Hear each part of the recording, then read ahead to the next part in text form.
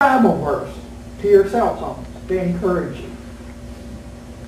And guess what? We have a program here in the church that's called Sunday School. It's a place where you can go and you can learn about Jesus. You can learn who He is, and you can learn what He wants you to do. And if you attend the worship here, you learn real quickly that the sermons are based on the Scriptures and not on somebody's book about the Scriptures.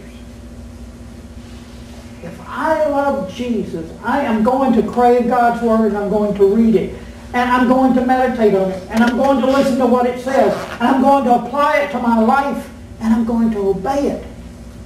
Because every word of the Bible tells me something about what Jesus wants me to be and do. How do I know if I'm really getting something out of the Bible? How will I know that once I've read the Bible, that I've really obeyed what Jesus wants us to do? Jesus always has an answer, doesn't He? In John 13:35, He said, "By this all people will know that you are my disciples."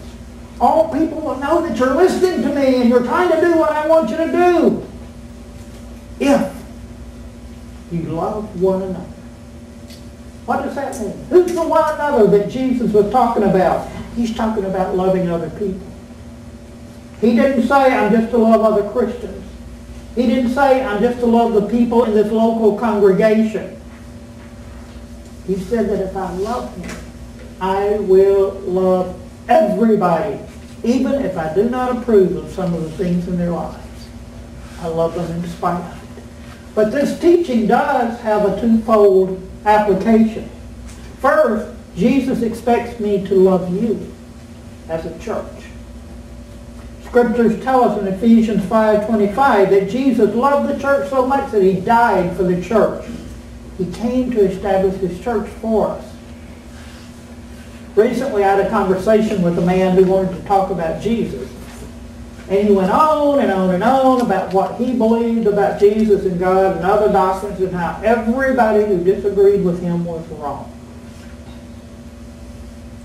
Some of what he said was okay, some was marginal, and some was way off the mark. But as our conversation continued, I asked him where he went to church.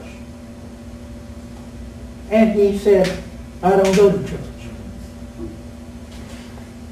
And as we continued to talk, I realized the reason that he didn't go to church. He was more concerned with his opinions than he was with the people. And the reason he didn't go to church was because he knew that nobody was going to agree with everything he said and believed. And if you didn't agree with him on everything, he didn't think you were worthy of his presence. Did that man love Jesus? He claimed to, but no. He didn't follow the teachings of Christ.